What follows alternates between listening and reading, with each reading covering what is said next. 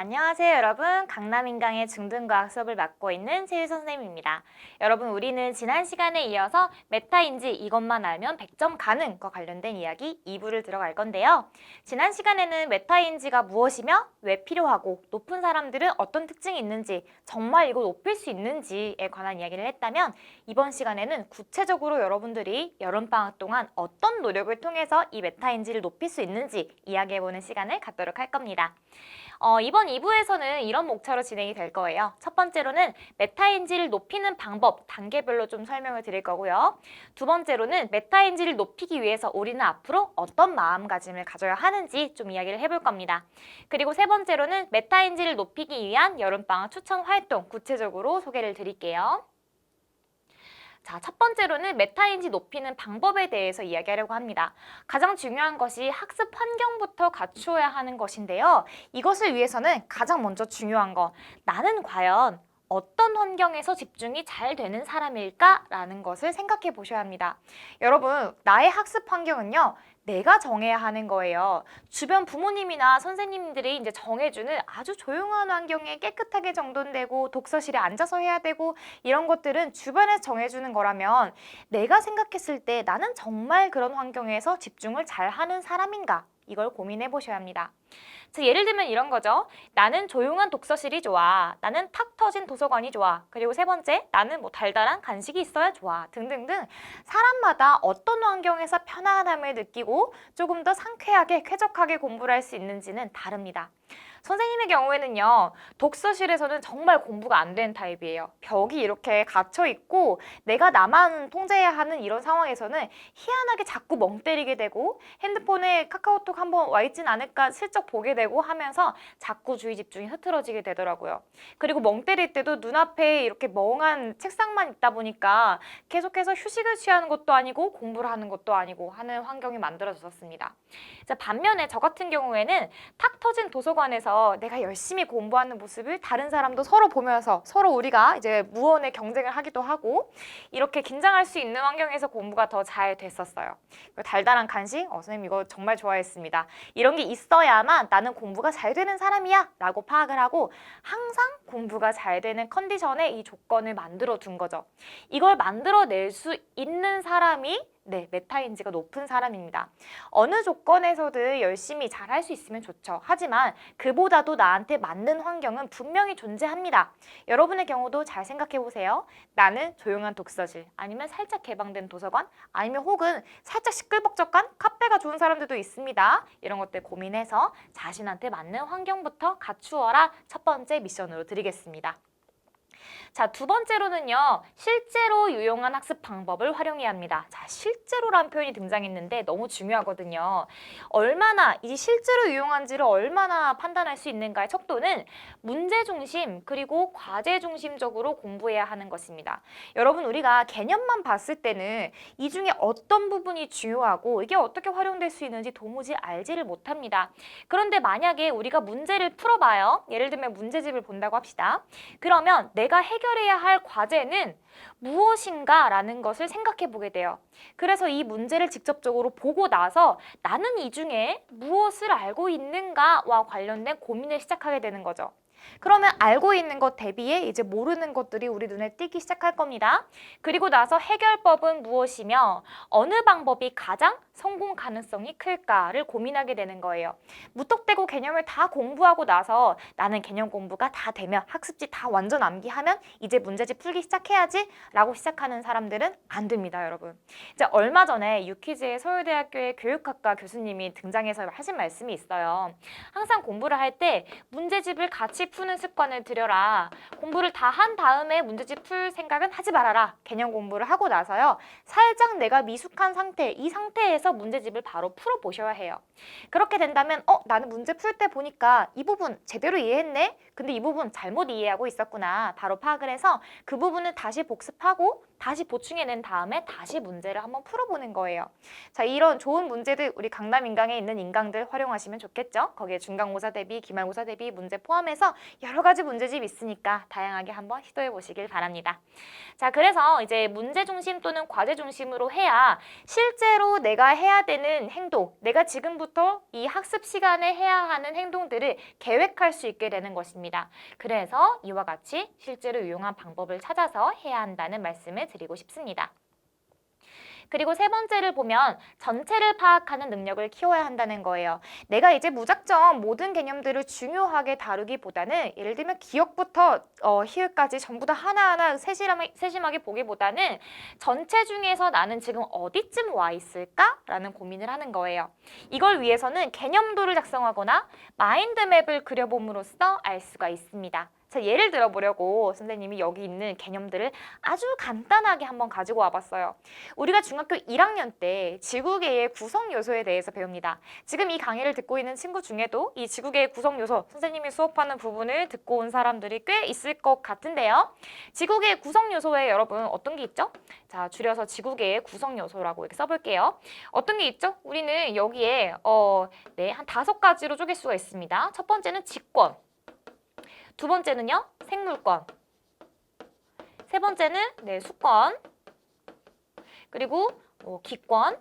그리고 외권 등이 있죠. 자, 지금 보는 것처럼 어떤 상위 개념에 하위 개념이 포함이 되어 있는가를 가지치기로 정렬해 보는 것이 개념도예요. 혹은 마인드맵, 여러분이 알고 있는 것처럼 이 지구계 구성 요소로부터 뻗어나가는 이런 지도 형태의 마인드맵을 그려보는 것도 여러 가지 이런 전체적인 상황 중에서 나는 지금 어디쯤 와 있을까를 살펴볼 수 있는 도구가 되는 거죠. 자, 이렇게 살펴본다면요, 여러분, 실제로 우리 중학교 과정의 과학의 경우에는요, 개념도로 정리해 봤을 때 각 학년에 쪼개서 학습을 하고 있다는 걸 파악할 수가 있습니다. 자, 1학년 때는 우리가 지구계 구성 요소에 이어서 직권에 관한 이야기가 나와요. 그리고 나서 생물권에 관한 이야기가 등장합니다. 나중에 2학년 때 들어가서는 수권과 관련된 이야기가 나오거든요. 그리고 태양계와 관련된 외권을 배우게 됩니다. 그리고 3학년 때 들어가서야 이제 마지막인 기권, 그리고 외권에 대해서 조금 더 보충하는 시간을 갖도록 하는 거죠. 여러분들 지금 보는 것처럼 우리는 커다란 개념을요, 쪼개고 쪼개서 각 학년과 각 단원에 넣습니다. 그래서 여러분들이 나는 지금 이 개념을 왜 배우고 있는가, 나는 어디쯤까지 와 있는가, 항상 이 이정표를 확인하시면서 가야 내가 나의 학습을 스스로 조절하고 통제할 수가 있습니다. 자, 네 번째 단계를 보면요. 구체적인 내용은 전략적으로 공부하라는 거예요. 전략적. 이번에도 마찬가지로 100시간 동안 공부했다. 아니면 10번 봤다. 이런 횟수로만 따지는 공부가 아니라요. 전략적으로 하는 겁니다. 이제 학습과 관련된 이 교수들이 추천하는 방법들 중에 몇 가지를 가지고 왔는데 당연히 이것보다도 더 많은 학습 방법이 있을 거고 여기에서도 응용해서 여러분들이 취할 수 있을 거예요. 한번 보면 시간 간격을 두고 반복하는 방법입니다. 자, 이 방법의 경우에는 점점 개념에 대한 이해가 깊어진다고 해요. 예를 들어서 내가 오늘 처음 공부를 했어요. 그런데 이게 슬쩍 잊혀질 때쯤 내일 저녁에 한 번 더 보고 한 일주일 뒤에 한 번 더 보고 한 달 뒤에 한 번 더 보고 계속해서 반복해서 보다 보면 내가 처음에 보이지 않았던 이 개념들 사이의 관련성 이런 것들이 나중에는 눈에 보이기 시작할 겁니다. 그렇다 보니까 이런 맥락이 읽힐 것이고요. 이것은 장기 기억으로 넘어가게 됩니다.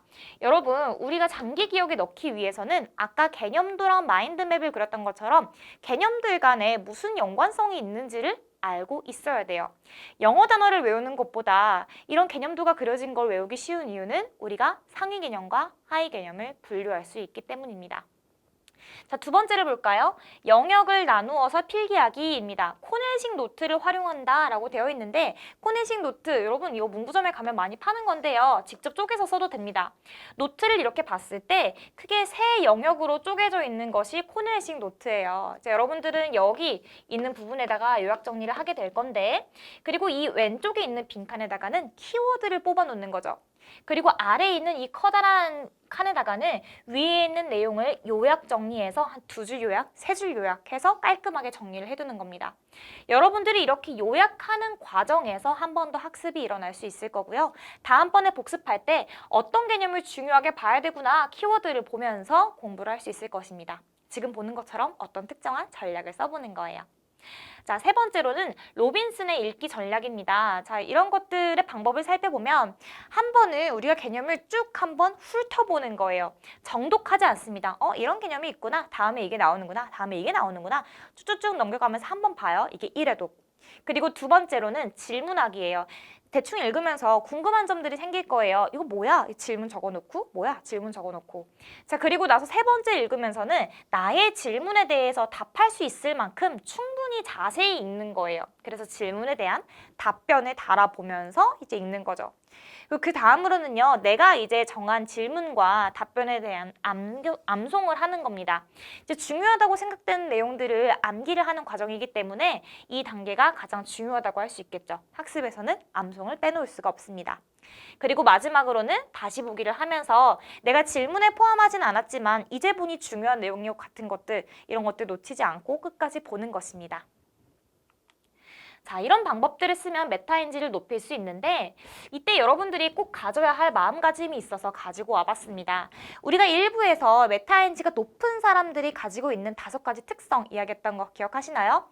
그것과 관련이 되어 있는 것인데 첫째로는 실패해도 괜찮으니까 일단 해보자라는 것입니다. 자, 우리 일부에서 선생님이 했던 이야기가 있어요. 메타인지가 높은 사람은 학업 탄력성을 가지고 있기 때문에 불안감을 느끼지 않는다라고 이야기를 했습니다. 느끼더라도 스스로 조절해서 그래도 한 번 더 도전해 볼까라는 자신감을 갖는 거죠. 여러분, 생산적인 실패, 우리가 일부에서도 한 번 더 살펴봤던 개념인데 생산적인 실패는 우리가 다음번에 도전하게 되었을 때 자신감을 불러일으키게 되고요. 실패하는 과정에서 이제 얻었던 잘못된 것들은 다음번엔 제외할 수 있도록 도와줍니다. 그러니까 절대 불안해하지 말고 늘 도전하는 자세를 한번 가져보자. 일단 해보자 라는 마인드를 장착하는 거예요. 자, 두 번째로는 내 안의 소리에 집중하는 겁니다. 여러분, 이제 어떤 공부 방법을 보고 이거 좋아 보이는데 나 한번 해봐야지 하고 이제 적용을 했어요. 그런데 하다 보니까 정말 힘들고 불안하고 더 지루해서 하고 싶지 않고 하는 마음이 들 땐 그건 여러분들의 방법이 아닙니다.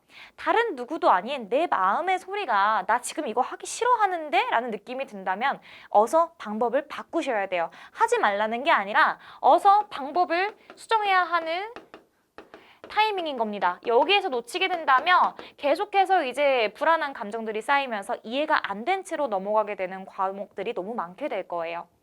자, 세 번째, 대충 넘어가고 싶을 때 나한테 미안함을 갖자는 겁니다.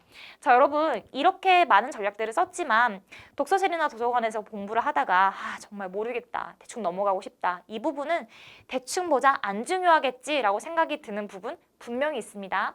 자, 그런데 여러분, 그렇게 대충 넘어가게 된다면 이렇게 여러분들이 여러 가지 전략을 쓰고 계획을 쓰고 시간을 들여서 이제 책상 앞에 앉아있는 이 모든 게 물거품이 되는 거예요. 그렇지 않게 여러분, 나한테 미안함을 갖고 만약에 일단 넘어가게 된다, 일단 넘어가, 이런 전략을 취했다면 다시 돌아와야 돼요. 다시 돌아와서 언젠가는 정독할 수 있게 계획을 세워놔야 합니다. 다시 돌아오는 타이밍은 너무 길게 끌지 말고요. 금방 다시 돌아와서 내가 지금 대충 넘기고 싶어 했던 마음가짐을 억누르면서 다시 한번 제대로 해보는 거예요. 이해가 될 때까지 해보는 겁니다. 자, 그리고 마지막으로 다른 사람의 전략을 그대로 따라하지 마세요. 일단 끌리는 것만 취해서 해보는 겁니다. 일단 끌리는 거, 이 중에 나랑 성향이 비슷한 것 같은 방법이 무엇일까 골라서 한번 해보는 거예요. 그래서 뭐라고 했죠? 성공 가능성이 높은 방법부터 해본다라고 했어요. 성공 가능성이 높은 방법은 내가 끌리는 것입니다.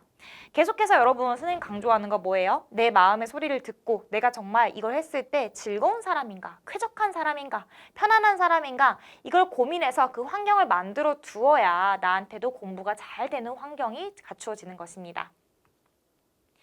자, 여러분, 선생님이 여러분한테 메타인지를 높이는 여름방학 추천 활동을 이제 소개해 드릴 건데요.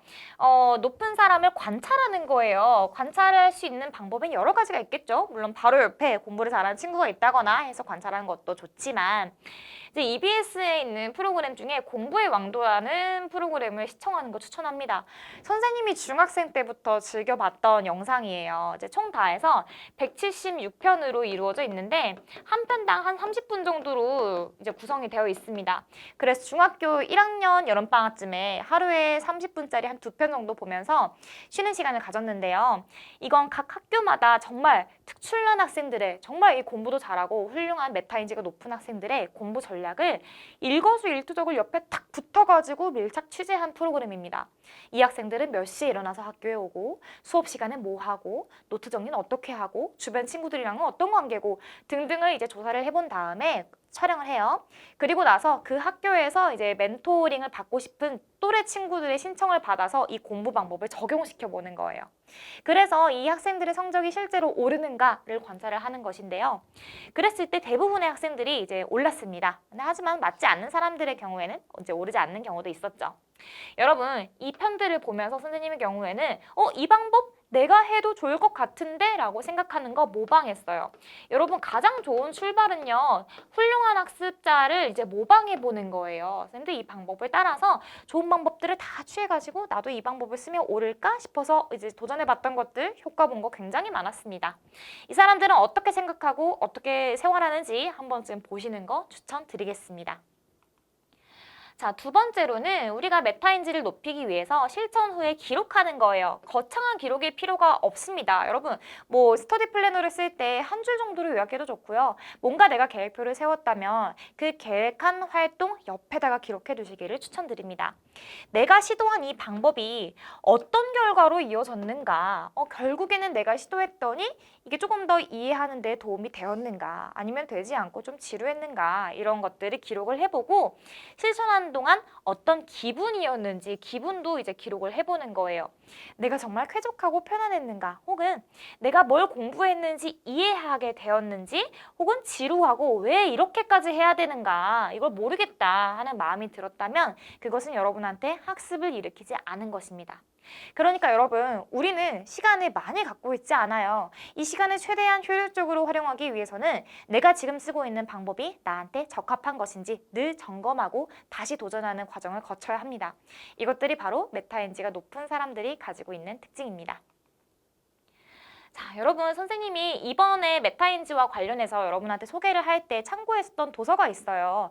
혹시나 이제 조금 더 시간적인 여유가 있는 친구들은 이 책을 빌려서 보시는 걸 추천하는데, 메타인지로 키우는 공부력이에요. 말만 들어도 이제 공부할 수 있는 능력이 상승하는 것 같지 않나요? 그렇습니다. 자, 여기에 보면 이제 정말 많은 사례와 함께 어떻게 하면 메타인지를 활용해서 공부를 더 잘할 수 있는가에 관한 설명이 나와 있으니까 시간 나실 때 가능하신 분들은 읽어보는 것도 추천드립니다. 네, 여기까지 해서 여러분들에게 메타인지와 관련된 이야기를 좀 해봤는데요. 어떠셨나요? 조금 도움이 되셨으면 좋겠습니다. 선생님의 강의를 보고 이번 여름방학 동안 메타인지를 높이기 위한 활동 어떤 것들 계획해서 실천해 봤는지, 아니면 공부의 왕도 선생님 저도 봤더니 이런 효과를 봤어요 하는 이 실천 후기를 수강 후기 게시판에 자랑을 해주세요. 그러면 선생님이 이런 방법을 썼구나, 이거 되게 좋았다, 어떻게 변화가 있었니, 좀 대화할 수 있는 대화의 창으로도 써봤으면 좋겠습니다. 자, 그러면 선생님은 여러분의 앞으로도 효율적인 학습이 일어날 수 있도록 응원을 드리면서 여름방학 특강 메타인지 이것만 알면 100점 가능 강의 여기에서 마치도록 하겠습니다. 여러분의 학습을 응원합니다. 안녕.